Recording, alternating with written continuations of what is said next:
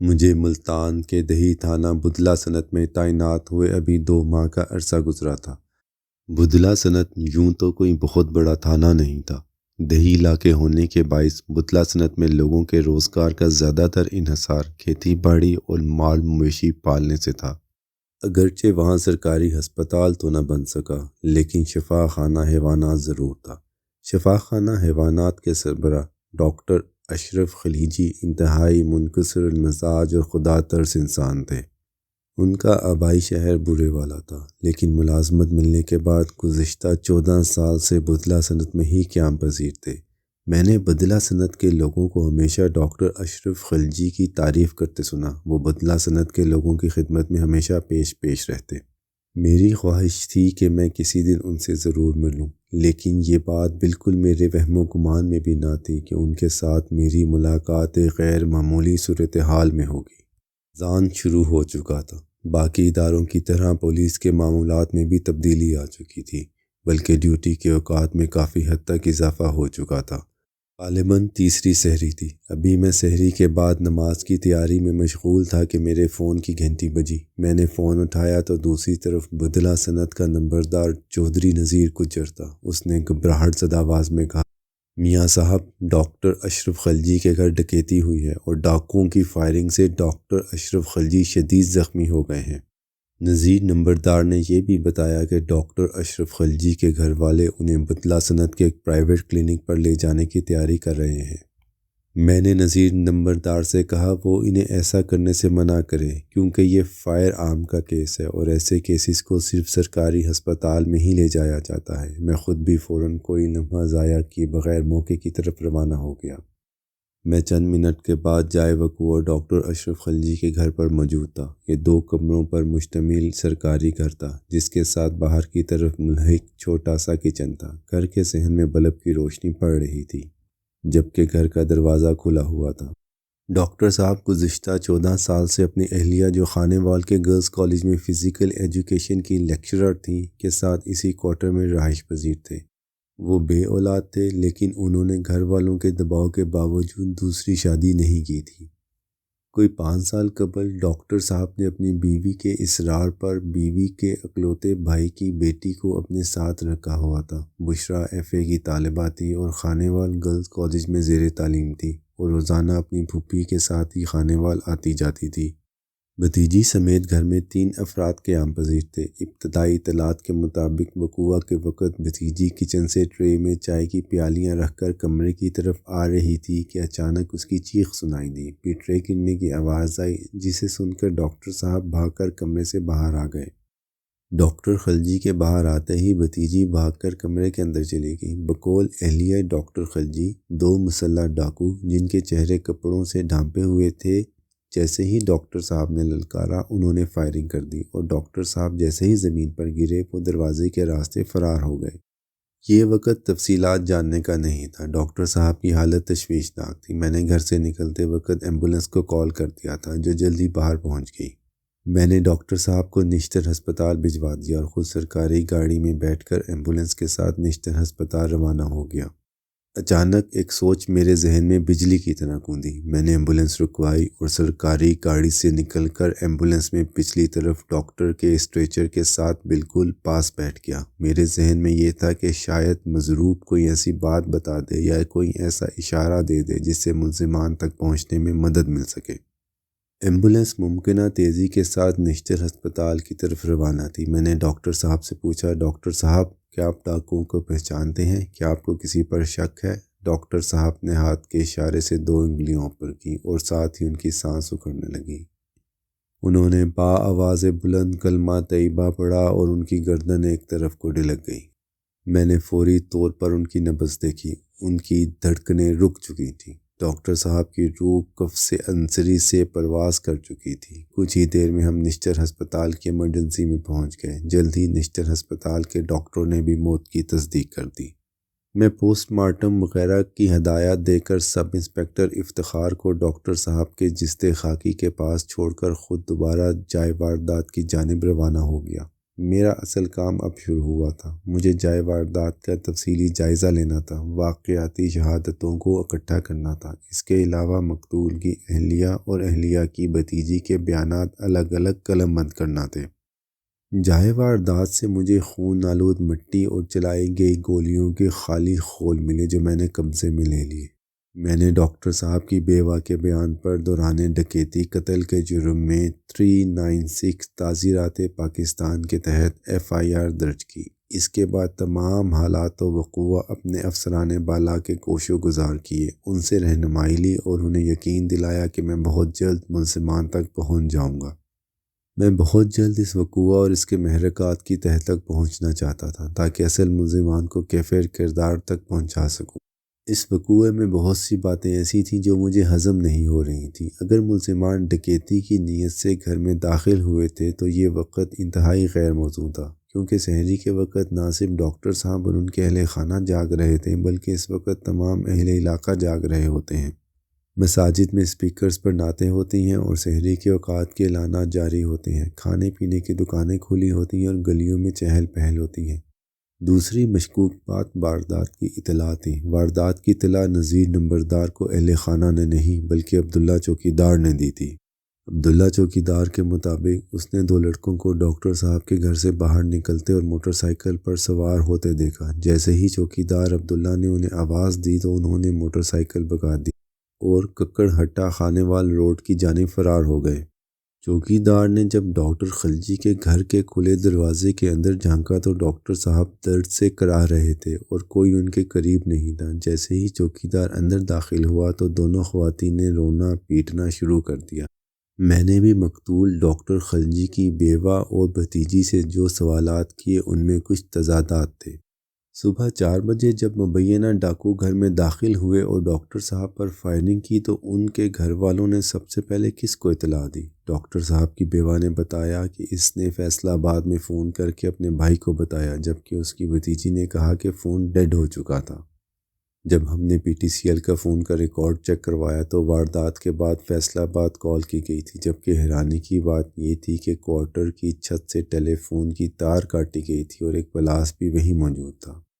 میں نے اس کٹر سے فنگر پرنٹس اٹھائے اور بذریعہ فرد اسے قبضے میں لے لیا۔ میں نے مشکوک حالات کے باعث دونوں خواتین کو پابند کیا کہ وہ مجھے بتائے بغیر اسٹیشن نہ چھوڑیں، کیونکہ امور تفتیش کی تکمیل میں ان کی موجودگی ناگزیر ہے۔ اگلی صبح مجھے اطلاع ملی کہ ڈاکٹر خلجی کی بیوہ کے بھائی نے کھوجی کتوں کے ذریعے سراغ لگوانے کا فیصلہ کیا ہے اور وہ اس سلسلے میں رقم بھی ادا کرنے کے لیے تیار بیٹھا ہے۔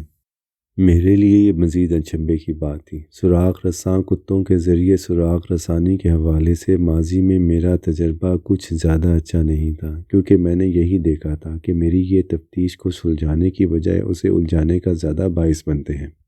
میں نے ایک بااعتماد ASI کی ڈیوٹی لگا دی کہ وہ صورتحال پر نظر رکھے اور مجھے گاہے بگاہے مطلع کرتا رہے۔ دوپہر تک ڈاکٹر اشرف کے بھائی بورے والا سے بدلہ سنت پہنچ گئے۔ سپہر 3 بجے کے قریب مجھے میرے ASI نے اطلاع دی کہ سراغ رسانی کمپنی نے جائے وقوع سے 2 کتے چھوڑے ہیں جو عبداللہ چوکیدار کے گھر کے باہر جا کر بیٹھ گئے ہیں۔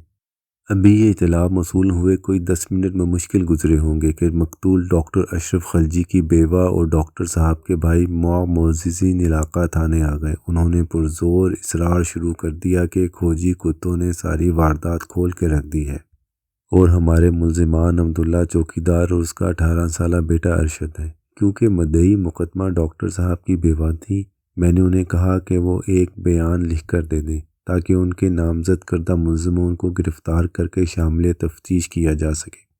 مدعیہ کا بیان ریکارڈ کرنے کے بعد میں نے عبداللہ چوکیدار اور اس کے بیٹے ارشد کی گرفتاری کے لیے ٹیم روانہ کی، لیکن اس سے پہلے کہ ٹیم پہنچتی عبداللہ چوکیدار اور اس کا بیٹا ارشد خود بخود تھانے پیش ہو گئے۔ عبداللہ چوکیدار نے کہا، سر جی، جب کھوجی کتے ہمارے گھر کے باہر بیٹھے تھے تو ہم دونوں باپ بیٹا گھر میں ہی موجود تھے اور اپنی بے گناہی ثابت کرنے کے لیے آپ کے سامنے پیش ہو گئے ہیں۔ عبداللہ چوکیدار گڑگڑا کر کہنے لگا، سر مجھے اور میرے بیٹے کو پھنسانے کی کوشش کی جا رہی ہے۔ اس نے یہ بھی کہا کہ اگر قیامت تک ہمارا جرم یا اس جرم میں ہمارا کوئی کردار ثابت ہوا تو آپ کو ہمارا خون معاف ہے۔ اللہ کی بات میرے دل کو چھو رہی تھی۔ پولیس افسر کے کام میں چھٹی حس کی بڑی اہمیت ہوتی ہے، لیکن یہ چھٹی حس بھی تربیت یافتہ ہوتی ہے اور ماضی کے تجربات کی روشنی میں کام کرتی ہے۔ میں نے اب تک جتنے کیسز میں تفتیش کی تھی، جتنے ملزمان پر کیس چلائے تھے، تربیت کے دوران جو کچھ سیکھا تھا، وہ سارا ڈیٹا شعور کے ساتھ لاشعور میں موجود تھا، اور چھٹی حس ان سب سے استفادہ حاصل کر کے مجھے بتا رہی تھی کہ چوکیدار کو کیس کی تفتیش کا رخ تبدیل کرنے کے لیے پھنسایا جا رہا ہے۔ لیکن ظاہر ہے کہ حتمی فیصلے تک پہنچنے کے لیے مجھے سارے تقاضے پورا کرنا تھے۔ میں نے عبداللہ چوکیدار اور اس کے بیٹے ارشد کے بیانات قلم بند کیے، انہیں تفتیش کے لیے تھانے میں ہی موجود رہنے کا کہا، اور اس دوران میں نے افسران بالا سے بات کر کے دونوں ملزمان کی گرفتاری التوا میں رکھی۔ اس دوران چوکیدار اور اس کے بیٹے ارشد کی میں خفیہ اور اعلانیہ معلومات اکٹھی کر چکا تھا۔ دونوں باپ بیٹے گزشتہ 24 گھنٹے میں جو بھی کر چکے تھے وہ میرے سامنے تھا۔ اس سے بھی میری چھٹی حس کی تائید ہو رہی تھی کہ وہ دونوں بے گناہ تھے۔ میں ڈاکٹر خلجی مقتول کے دونوں بھائیوں کو اعتماد میں لے چکا تھا۔ ان کے ساتھ وقوع سے لے کر اب تک سامنے آنے والے واقعات اور بحیثیت پولیس آفیسر اپنے خدشات سے انہیں آگاہ کر چکا تھا۔ اسی دوران ایک اور اطلاع موصول ہوئی کہ ڈاکٹر صاحب کی بیوہ اور ان کی بھتیجی ملتان سے فیصل آباد جا چکی ہیں۔ دونوں خواتین کا غیر متوازن اور غیر متوقع رویہ میرے خدشات کو تقویت دے رہا تھا، حالانکہ میں نے انہیں تفتیش مکمل ہونے تک وہیں رکنے کی ہدایت کی تھی۔ ابھی وقوعے کو 2 ہی روز گزرے تھے کہ ڈاکٹر صاحب کے گھریلو سامان کی منتقلی بھی شروع کر دی گئی۔ اسی دوران مجھے عدالت عالیہ کی جانب سے ایک حکم نامہ بھی موصول ہوا، جس کے تحت دونوں خواتین کی ریٹ پٹیشن پر پولیس کو بلا جواز ہراساں نہ کرنے کے احکامات صادر کیے گئے تھے۔ اگرچہ ایسی ریٹ پٹیشنز عمومی طور پر ملزمان کی جانب سے کی جاتی ہیں، لیکن مدعیہ کی جانب سے اس کا سامنے آنا انتہائی غیر معمولی۔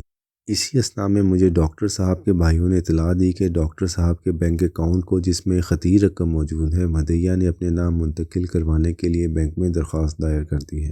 بیانات میں تضاد، سراغ رساں کتوں کے ذریعے عبداللہ چوکیدار اور اس کے بیٹے کی مقدمے میں نامزدگی، سامان کی فوری منتقلی کی کوشش، پابند کرنے کے باوجود بشریٰ بی بی کا بدلہ سنت تھانے سے چلے جانا، بغیر کسی ظاہری وجہ سے ہائی کورٹ میں پولیس کے خلاف ہراسمنٹ کی ریٹ، بینک اکاؤنٹ کی اپنے نام منتقلی کی کوشش، یہ وہ واقعات تھے جو واضح طور پر تفتیش کا رخ متعین کر رہے تھے۔ میں ان سارے خدشات کو اپنی پولیس ڈائری کے ذریعے پولیس فائل کا حصہ بنا رہا تھا۔ ایک ہفتے بعد ڈاکٹر صاحب کے دونوں بھائی میرے پاس تھانے پہنچے اور روتے ہوئے کہا، آپ کے خدشات درست ہیں، میری بھابھی اور اس کی بھتیجی اس واقعے میں ملوث ہیں۔ میں نے دونوں سے تفصیل چاہی تو انہوں نے بتایا کہ ہماری بھابھی نے اسٹیٹ لائف انشورنس میں ڈاکٹر خلجی کی بیمہ پالیسی کے حوالے سے 1.5 کروڑ روپے کی وصولی کے لیے ہمیں بتائے بغیر کلیم جمع کروایا ہے۔ انہوں نے کہا، ہمیں کچھ نہیں چاہیے، ہمارے بھائی کے قاتل ہمارے سامنے ہیں، ہماری بھابھی اور اس کی بھتیجی ملوث ہیں، لہٰذا ان کی بجائے ہمیں مدعی مقدمہ بنایا جائے۔ میں نے مدعیہ کو بلایا اور اپنے تمام خدشات سوالات کی شکل میں تحریری طور پر اس کے سامنے رکھ دیے۔ وہ کسی ایک سوال کا جواب بھی نہ دے سکی اور الٹا اگلے روز تفتیش کی تبدیلی کی درخواست دے دی۔ اس وقت تک میں نے تمام شواہد کی روشنی میں ڈاکٹر اشرف خلجی مقتول کے بڑے بھائی اصغر کے بیان پر مدعیہ کو مع بھتیجی نامزد مقدمہ کر دیا تھا۔ سابقہ مدعیہ اور موجودہ ملزمہ ہر قدم پر مجھے حیران کرتی جا رہی تھیں۔ اب کی بار انہوں نے سیاسی اثر و رسوخ کا استعمال کرتے ہوئے مقدمے کی تفتیش کرائم برانچ منتقل کروا لی اور یہ کیس میرے دائرہ کار سے ہٹوا دیا اور کیس کی فائل میرے ہاتھوں سے نکل گئی۔ تفتیش کار بدل گئے، لیکن ظاہر ہے کہ میں نے کیس پر محنت کی تھی، جس کا تمام ریکارڈ فائل میں موجود تھا۔ کرائم برانچ کے تفتیشی افسران نے جب فائل دیکھی تو اس مقدمے میں محنت اور لگن سے کی گئی تفتیش اور اٹھائے گئے سوالات نے انہیں مجبور کر دیا کہ وہ ان دونوں خواتین کو اس قتل کے مقدمے میں چالان کر دیں۔ آخری اطلاعات تک بھانجی ڈاکٹر اشرف خلجی کے مقدمے میں چالان ہو کر جیل میں ہیں اور اپنے کیے کی سزا بھگت رہی ہیں، جبکہ ڈاکٹر اشرف خلجی کی بیوہ ضمانت پر رہا ہو چکی ہیں۔ اس واقعے کو 15 برس گزر چکے ہیں، عدالت میں متعدد پیشیاں ہو چکی ہیں، لیکن اب تک کیس میرے اٹھائے گئے سوالات کے گرد گھوم رہا ہے، اور وہ سوالات یہ ہیں: قتل کے وقت دروازہ اندر سے کس نے کھولا؟ قتل کی فوری اطلاع پولیس کو کیوں نہ دی گئی؟ اگر ڈکیتی تھی تو ڈاکو ساتھ کچھ کیوں نہیں لے کر گئے؟ قتل سحری کے انتہائی مصروف وقت میں کیوں ہوا؟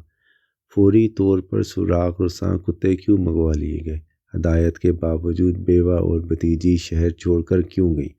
ہراسانے کی رٹ کیوں حاصل کی گئی حالانکہ کسی نے انہیں ہراساں نہیں کیا تھا؟ بینک سے رقم نکلوانے کی کیا جلدی تھی؟